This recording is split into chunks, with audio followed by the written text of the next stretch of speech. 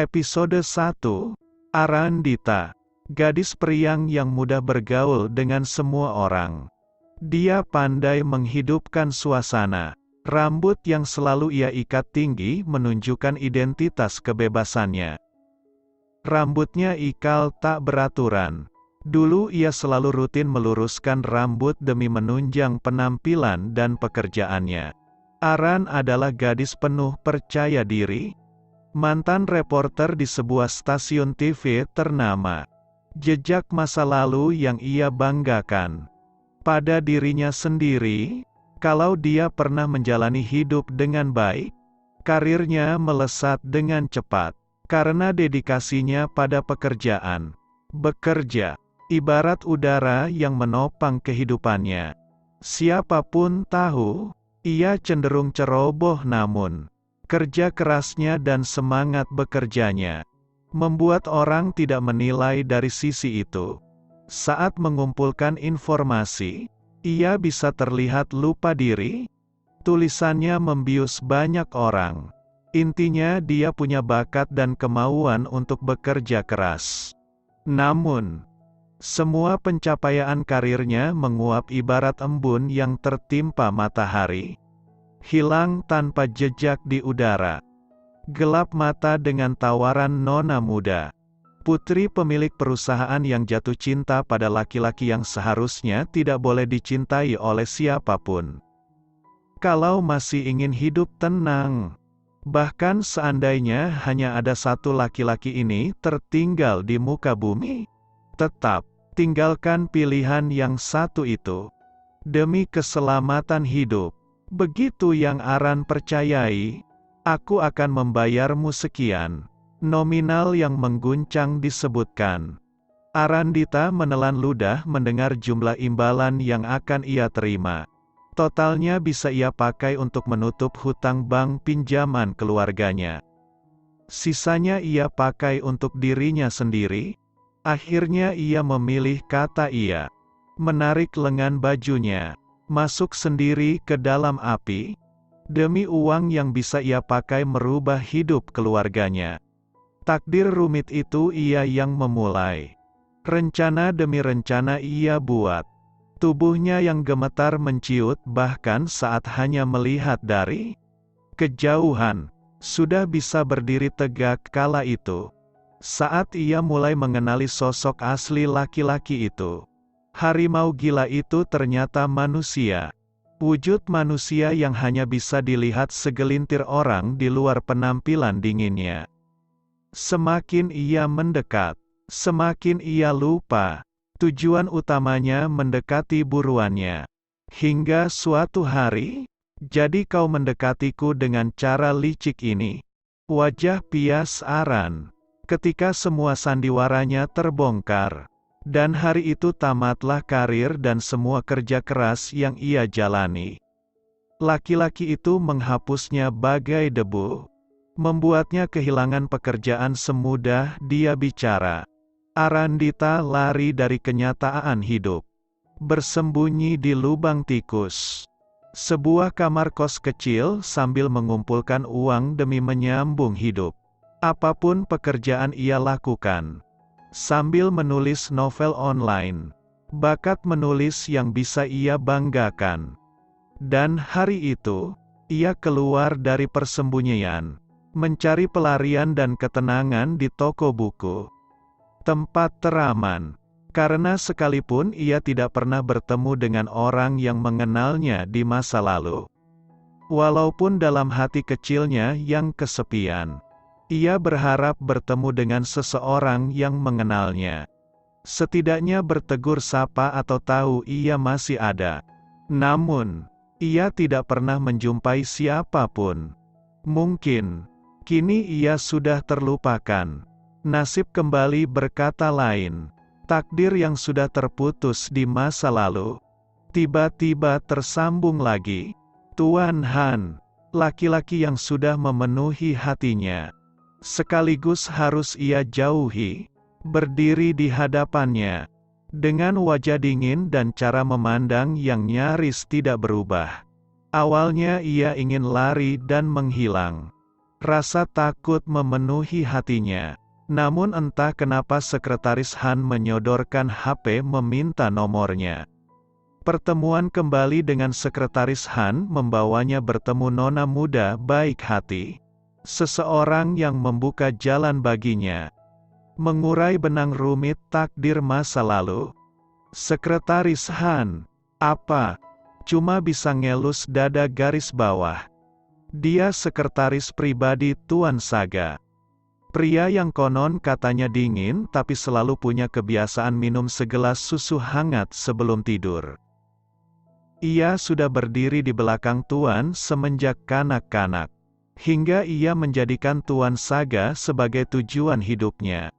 Namun, di toko buku itu telah merubah sedikit rencana hidupnya. Masa lalunya dengan seorang gadis yang sudah ia hapus dari ingatan. Namun karena pertemuan tidak sengaja itu, membuatnya sekali lagi ingin memiliki gadis itu seorang diri. Untuk alasan yang tidak mau ia akui bahkan pada dirinya sendiri. Ketika benang kusut itu sudah mulai terurai. Ketika maaf sudah terucap. Bahkan, ketika Sekretaris Han sudah menyiapkan sebuah kotak kecil di saku jasnya. Satu kata ngidam dari nona muda menghancurkan semua rencana. Han, Nia semakin mencintaiku. Suatu hari, Han, Nia membenciku. Siang hari berikutnya, jadi yang mana hidup Anda sekarang Tuan Muda? Ia sentuh kotak kecil di saku jasnya. Sepertinya perjalanannya menuju pemiliknya masih sangat panjang. Sumpah dan janjinya pada Tuan Besar belum tertunaikan. Ibu, bisa jadi. Bagi seorang wanita 3 huruf yang disatukan menjadi satu kata itu adalah panggilan paling merdu di telinga. Fitrahnya wanita merindukan panggilan itu.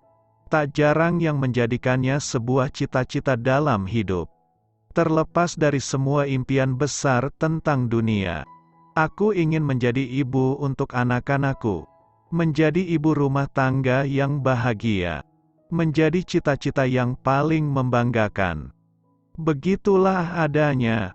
Tuhan bahkan menjadikan telapak kakinya sebagai surga. Dania sedang memulai perjalanan awal untuk mendapatkan panggilan itu. Perutnya yang mulai membesar.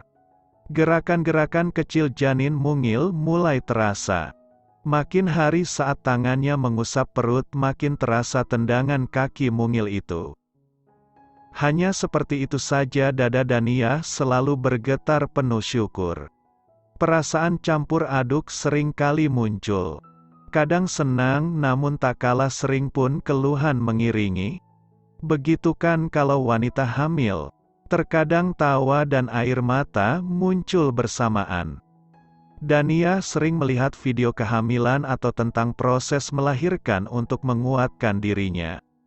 Hatinya semakin bergetar hebat saat melihat wanita-wanita tanggung itu berjuang. Saat sakit yang teramat jelas tergambar di wajah mereka. Erangan tanpa suara karena si ibu tak mau menguras tenaga.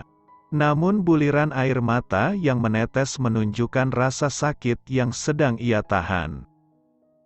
Tangan suami mereka yang menggenggam erat, menciumi pipi, kepala, atau punggung tangan menguatkan, seperti ingin berbagi sakit yang sama. Namun hanya bisa membisikkan cinta untuk menguatkan. Tidak ada hati yang tidak bergetar melihat perjuangan seorang ibu. Namun anehnya saat bayi-bayi mereka sudah keluar ke dunia, tak ada lagi air mata, yang tersisa hanya tawa bahagia. Bagi kedua orang tua, cemas langsung menguap, rasa sakit hilang seperti tidak pernah ada. Pecahnya tangis si bayi, membuat semua bahagia. Aku pasti bisa seperti mereka. Saat melihat itu, Dania jadi merasa kalau selama hamil walaupun dengan keluhan aneka rupa, itu masihlah biasa. Begitulah hamilnya setiap wanita berbeda-beda. Ada yang lancar tanpa hambatan. Bahkan makan bisa apa saja. Suapan demi suapan terasa nikmat. Akan tetapi tak jarang ada calon ibu yang mengalami mual. Muntah hebat selama proses kehamilan. Bahkan ada yang sampai harus istirahat total karena banyak faktor mengharuskan. Bersyukur Daniah melewati bulan-bulan awal kehamilan tanpa mual dan muntah. Walaupun dia termasuk kategori hamil yang banyak maunya. Ngidamnya aneh-aneh bahkan cenderung menyusahkan. Namun, selalu ada ruang penuh toleransi untuk itu. Begitulah perubahan sikap Tuan Saga. Asalkan Nia senang, semua bisa dilakukan. Tuan Saga menjelma menjadi suami siaga. Tapi tentunya, di balik itu semua sekretaris Han yang paling bekerja keras mewujudkannya. Satu lagi. Daniah termasuk wanita hamil yang kehilangan selera makan.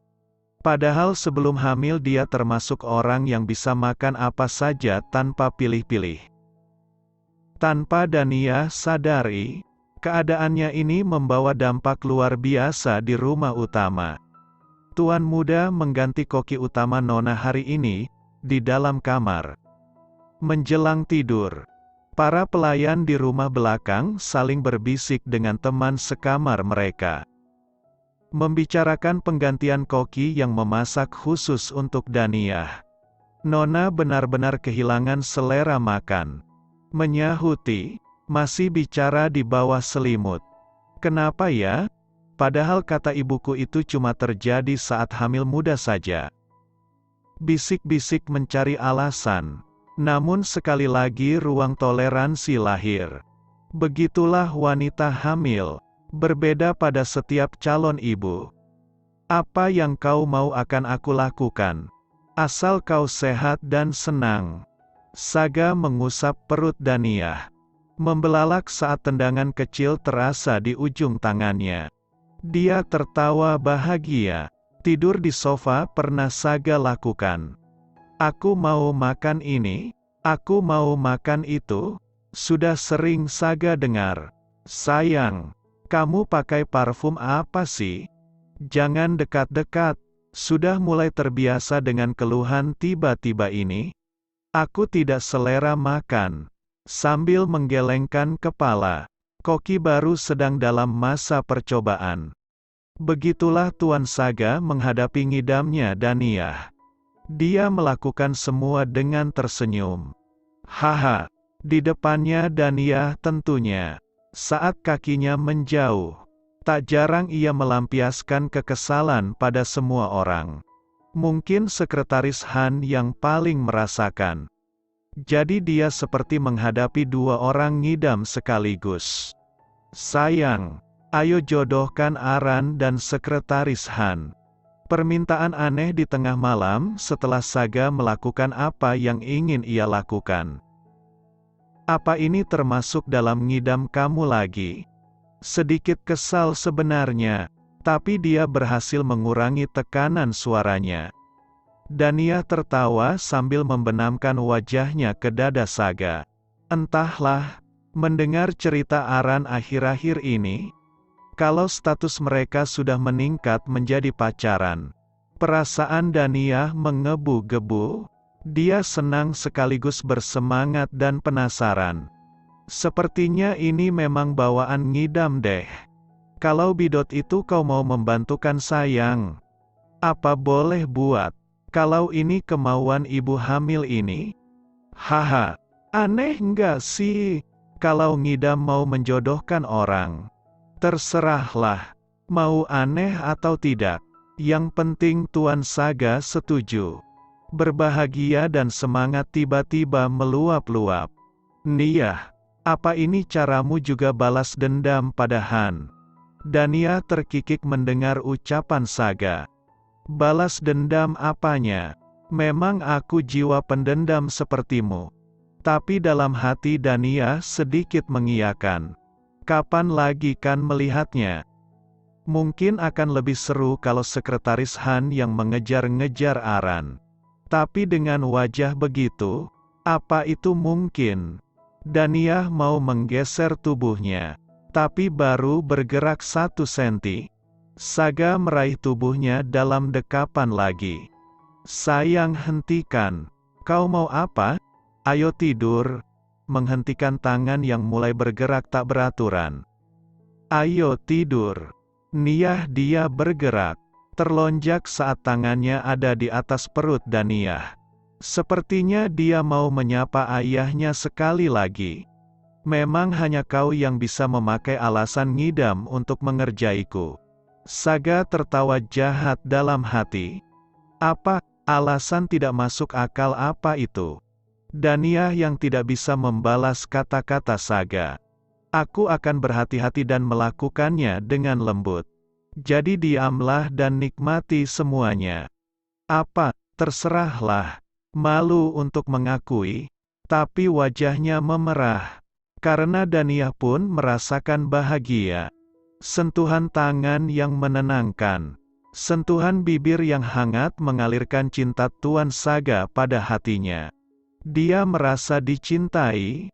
Malam itu Daniah berulang kali membisikkan kata, "Aku mencintaimu," berkali-kali karena keinginannya sendiri. Aneh ya. Dia labil hatinya. Terkadang Daniah menghubungi Saga untuk hanya mengatakan aku mencintaimu.